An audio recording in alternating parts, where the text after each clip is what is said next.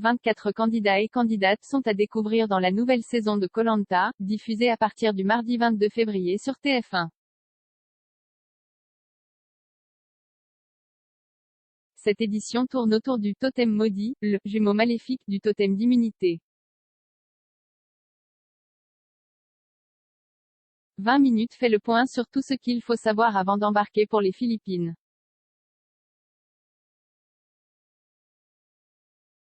Les Philippines, une terre de rêve bien connue pour ses roches noires, ses eaux turquoises. Et ses 24 candidats et candidates de Koh Lanta. Enfin ça, ce sera à découvrir le mardi 22 février à l'occasion du lancement de la nouvelle saison du jeu d'aventure de TF1 nommé le Totem Maudit. La production et la chaîne comptent bien faire table rase du passé avec de nouveaux visages que le public apprendra à connaître au fil des semaines. En tant qu'ancienne directrice d'école, de la Star AC, j'aurais bien foutu 2 ou 3 claques à l'ancienne promotion, a lancé Alexia Laroche-Joubert à la presse ce vendredi matin en référence aux tricheries qui ont entaché la précédente saison.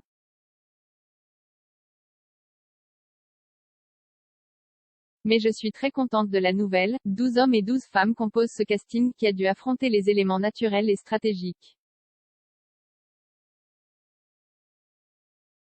Le jumeau maléfique du totem d'immunité. La grande nouveauté de cette édition, c'est ce totem sombre qui devrait inquiéter l'ensemble des aventuriers.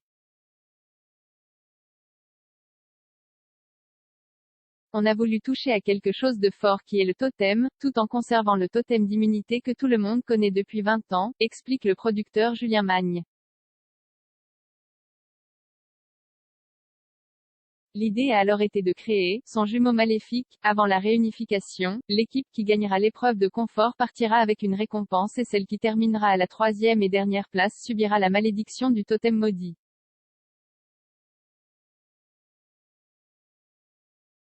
Troisième et dernière place? Tiens donc, surprise, 3 tribus prendront part à la compétition. Quand il y a 3 équipes, il y a aussi plus de suspens, plus de rebondissements dans les jeux.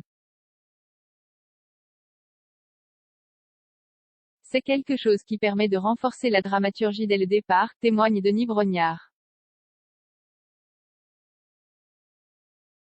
Si des malédictions différentes s'abattront chaque semaine sur les aventuriers et aventurières lors de la partie collective, on sait aussi qu'elles reviendront après la réunification mais, de manière épisodique, promet le producteur, que ce soit à l'occasion de l'épreuve de confort ou d'immunité. Pour l'heure, on ne sait pas encore très bien à quel type de malheur les candidats et candidates feront face.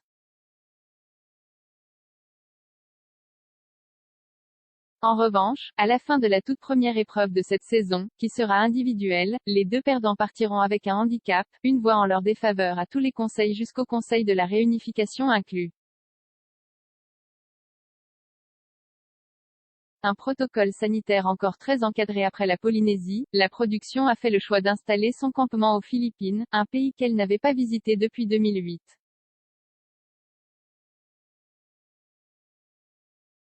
Quand on est arrivé, on a vécu des intempéries titanesques, ça a été un déluge d'eau à tel point qu'on a dû retarder le tournage, se souvient Alexia Laroche-Joubert.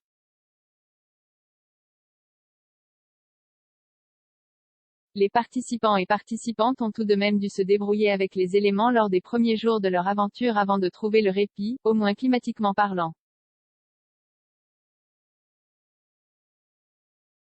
Malheureusement, la météo n'était pas le seul défi qui attendait les candidats et candidates et les équipes techniques. Le territoire exigeait un schéma vaccinal complet afin de pouvoir fouler le sol et plusieurs tests ont été réalisés en amont, à 10 jours puis 3 jours du départ.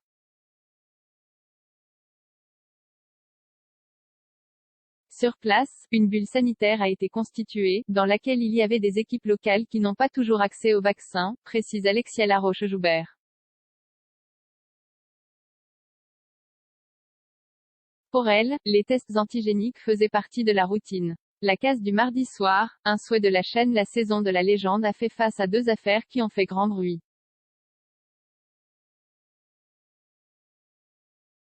La première, c'est évidemment l'histoire des tricheries. Alors qu'on aurait pu penser que des mesures de sécurité supplémentaires auraient pu être prises, cela n'a pas eu de répercussions sur le tournage du Totem maudit. C'est ce qu'on avait déjà mis en place en Polynésie, à savoir 2 gardiens par camp, équipés d'un bateau pour pouvoir upgrader la sécurité sur les campements, confie Julien Magne qui était seulement au courant de la faute de Teahura lorsque l'enregistrement de cette nouvelle édition a démarré.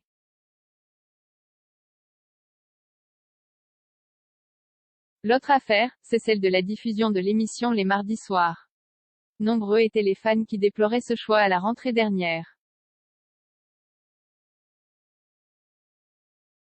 Pourtant, TF1 a décidé de poursuivre l'expérimentation. Pourquoi? Parce qu'il y a plus de divertissement aujourd'hui qu'auparavant sur la chaîne. C'est un souhait d'avoir une troisième case de divertissement sur une partie de l'année, relate Rémi Faure, directeur des programmes de flux de TF1.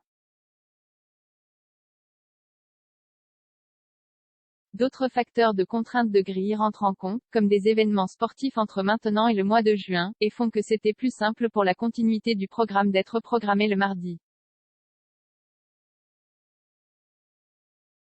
Pour celles et ceux qui rêvaient du retour de leur vendredi soir devant une pizza et Koh Lanta, c'est donc raté.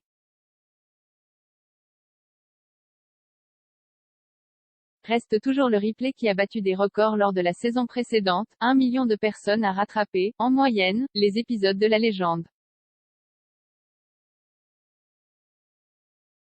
Mais on ne sait pas combien ont gardé le rituel de la pizza.